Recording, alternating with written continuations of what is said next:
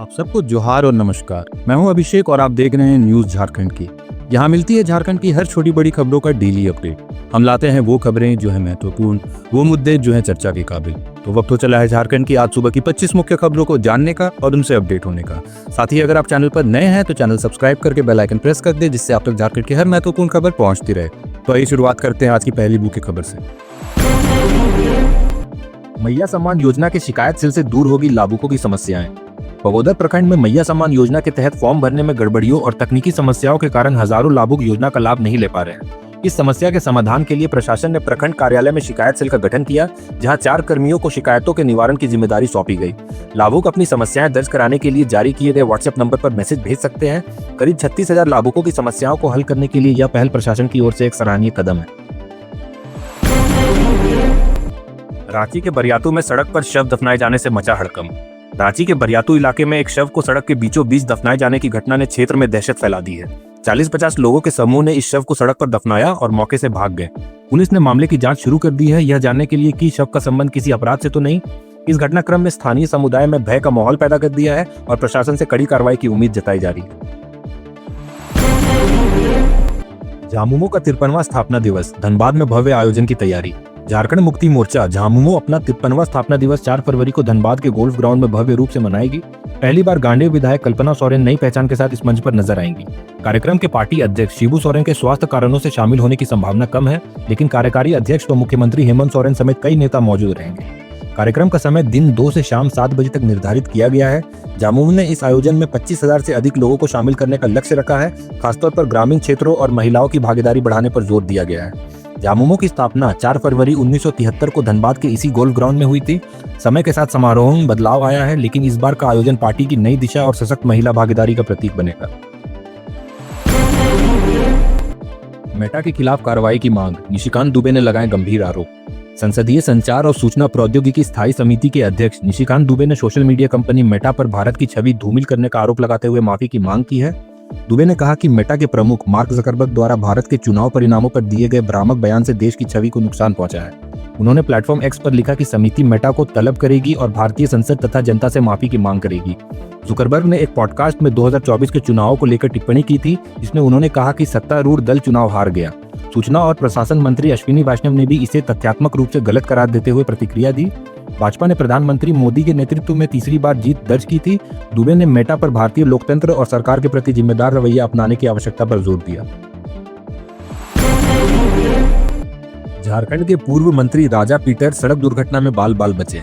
झारखंड के पूर्व मंत्री गोपाल कृष्ण पातर उर्फ राजा पीटर और उनके अंगरक्षक NH-33 पर हुई सड़क दुर्घटना में सुरक्षित बच गए। राजा पीटर ने इसे मकर संक्रांति का शुभ दिन और भगवान सूर्य की कृपा बताई। घटना तब हुई जब वे अपनी SUV कार से बुंडू जा रहे थे और कांची पुल के पास सिंगल लेन में सामने से आ रहे एक तेज रफ्तार कंटेनर ने उनकी कार को टक्कर मार दी।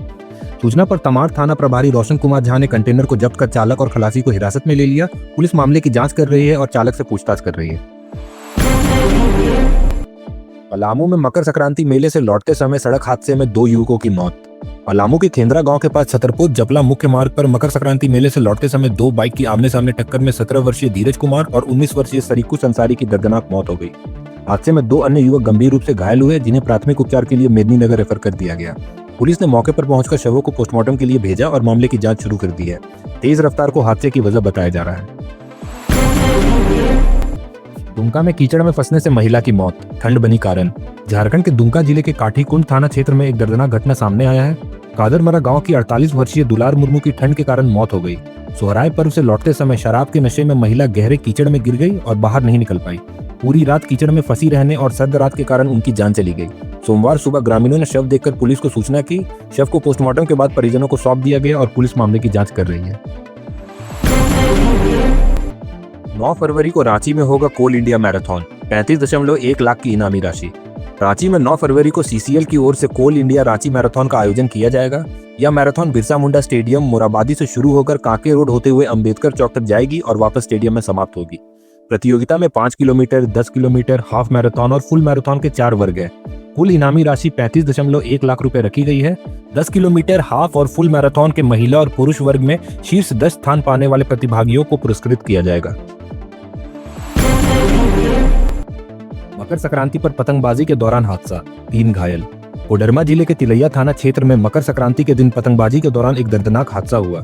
बच्चों द्वारा उड़ाई जा रही पतंग का धागा सड़क पर गिरने के बाद उसी समय स्कूटी सवार 2 व्यक्तियों के गले में धागा लिपट गया, जिससे स्कूटी अनियंत्रित हो गई और सड़क पर खड़े एक बुजुर्ग से टकरा गई। इस हादसे में 3 लोग गंभीर रूप से घायल हो गए। स्थानीय लोगों ने उन्हें नजदीकी अस्पताल में भर्ती कराया, जहां स्कूटी सवारों को मामूली चोट आई है, जबकि बुजुर्ग की हालत गंभीर बताई जा रही है। यह हादसा मकर संक्रांति के अवसर पर पतंग उड़ाने की परंपरा से जुड़ा हुआ था, जो बिहार झारखंड में खास महत्व रखता है। जामताड़ा पुलिस ने किया साइबर ठगी के गिरोह का भांडाफोड़, 3 गिरफ्तार। जामताड़ा पुलिस ने साइबर ठगी के एक बड़े गिरोह का पर्दाफाश करते हुए 3 अपराधियों को गिरफ्तार किया है। यह कार्रवाई अमझरिया के जंगल में की गई, जहां से पुलिस ने अपराधियों के पास से 6 मोबाइल फोन और 8 सिम कार्ड बरामद किए।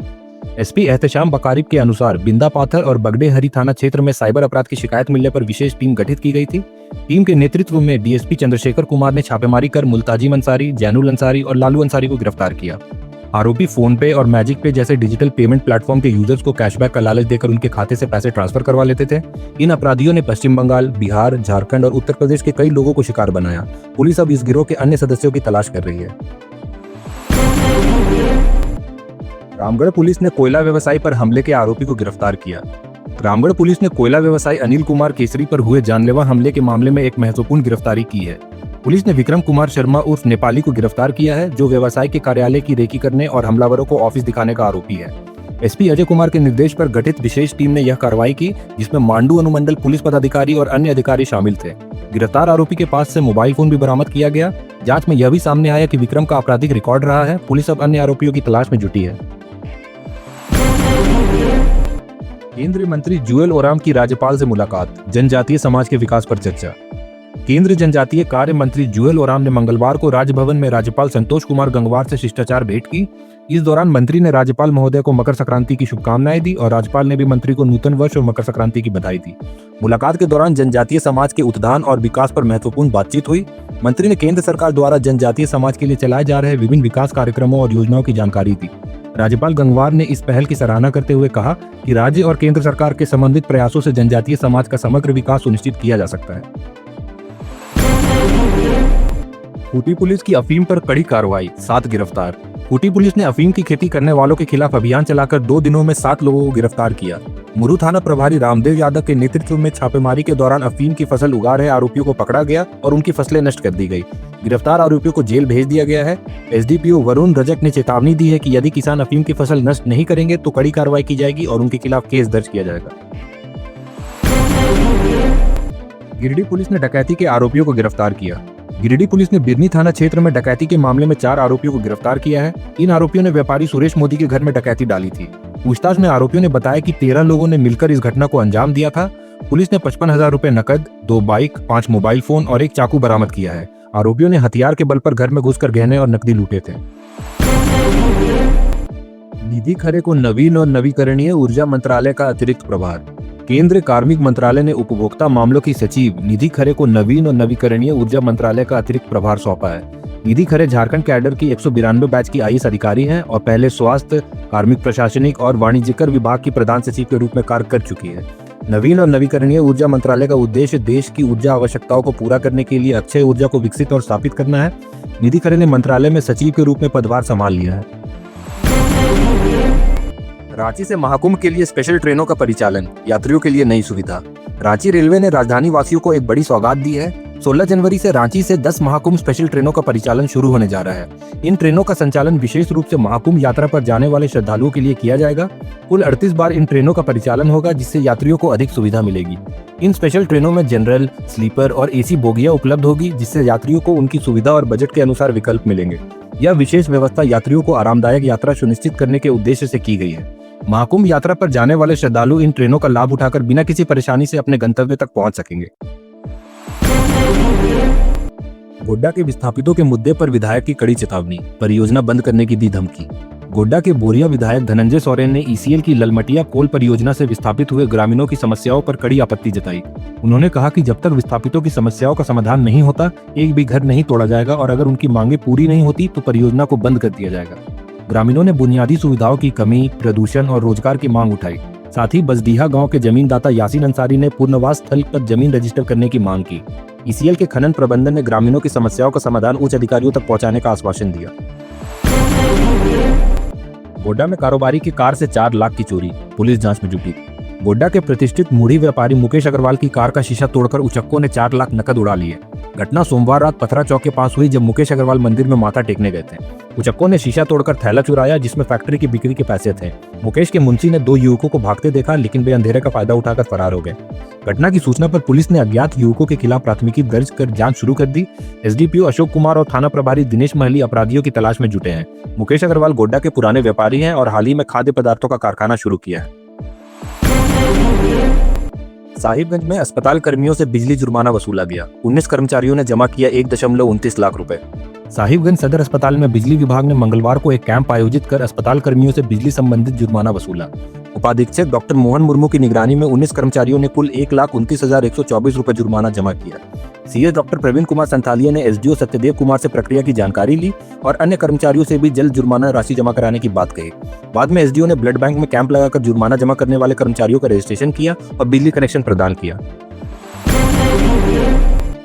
झारखंड आंदोलनकारी संघर्ष मोर्चा की मकर संक्रांति बैठक, सांस्कृतिक विरासत और आंदोलनकारियों को सम्मान देने की अपील।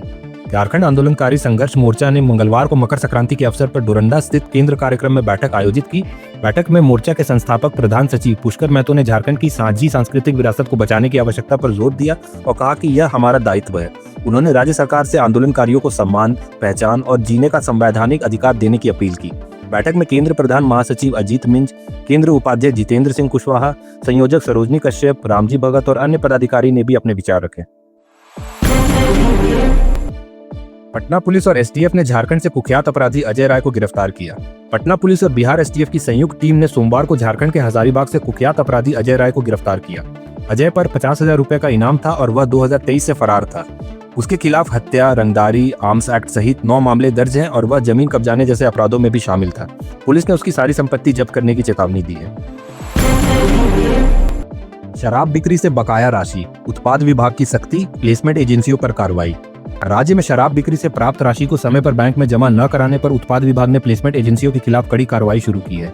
विभाग ने करीब 70 करोड़ रुपए की बकाया राशि जमा कराने का आदेश जारी किया है और आदेश का पालन न करने पर संबंधित कंपनियों को ब्लैकलिस्ट करने और बैंक गारंटी जब्त करने की चेतावनी दी है।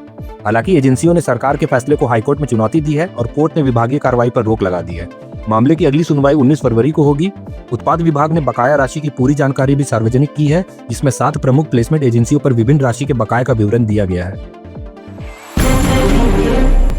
हजारीबाग में बाइकर्स के खिलाफ सख्त कार्रवाई, मॉडिफाइड साइलेंसर पर 5,000 रुपए जुर्माना और जब्ती। हजारीबाग में पुलिस ने बाइकों के मॉडिफाइड साइलेंसर से होने वाली तेज आवाज से परेशान लोगों के लिए सख्त कदम उठाया है। एसपी के निर्देश पर ट्रैफिक पुलिस ने अभियान शुरू किया, जिसमें ऐसे बाइकर्स पर 5,000 रुपए का जुर्माना लगाया जा रहा है और उनकी बाइकों से साइलेंसर जब्त किए जा रहे हैं। यह कदम शिकायतों के बाद उठाया गया, जिनमें कहा गया था कि कई बाइकर्स खासकर बुलेट चालकों ने साइलेंसर मॉडिफाइड करवा लिए हैं, जिससे पटाखों जैसी तेज आवाज आती है। पुलिस ने जनता से अपील की है कि ऐसे बाइकर्स की जानकारी देने में मदद करें और जिनकी बाइक में मॉडिफाइड साइलेंसर लगे हैं उन्हें हटवाने की भी सलाह दी गई। रांची में सतीश सिन्हा ने हटिया और रांची स्टेशन का किया निरीक्षण, यात्री सुविधाओं में सुधार के दिए निर्देश। दक्षिण पूर्व रेलवे क्षेत्रीय उपयोगकर्ता परामर्शदात्री समिति के नवनियुक्त सदस्य सतीश सिन्हा ने मंगलवार को हटिया और रांची रेलवे स्टेशन का निरीक्षण किया। उन्होंने प्लेटफॉर्मों की सफाई और यात्री सुविधाओं की स्थिति का जायजा लिया और सुधार के लिए अधिकारियों को निर्देश दिए। खासकर प्रयागराज महाकुंभ मेले के दौरान यात्रियों की सुरक्षा और ट्रेन संचालन पर ध्यान केंद्रित करने को कहा। सिन्हा ने स्टेशन पर बिना ड्रेस कोड और आईडी कार्ड के काम करने वाले स्टॉल कर्मचारियों पर सख्ती से कार्रवाई करने के भी निर्देश दिए। झारखंड के खिलाड़ियों ने 68वीं राष्ट्रीय स्कूली खेल प्रतियोगिता में जीते 3 कांस्य पदक। 68वीं राष्ट्रीय स्कूली खेल प्रतियोगिता के अंडर 14 एथलेटिक्स में झारखंड के खिलाड़ियों ने शानदार प्रदर्शन करते हुए 3 कांस्य पदक जीते। संतोष मुर्मू ने बालक वर्ग लॉन्ग जंप में, इमैनुअल किस्कू, अश्विन नागुडवार, अंकित कुमार और उपेंद्र कुमार की टीम ने 400 मीटर रिले में और सोनी कुमारी ने बालिका वर्ग लॉन्ग जंप में कांस्य पदक हासिल किए। इस प्रतियोगिता में तमिलनाडु ने 64 अंक के साथ ओवरऑल विजेता बने और 5 पदक जीते, जबकि झारखंड ने अपनी टीम की मेहनत से सम्मानजनक प्रदर्शन किया। तो ये थी झारखंड की आज सुबह की 25 मुख्य खबरें। ऐसे ही झारखंड की सभी महत्वपूर्ण खबरों को जानते रहने के लिए हमारे न्यूज चैनल को सब्सक्राइब कर बेल आइकन दबाएं। मिलते हैं शाम 5 बजे। धन्यवाद।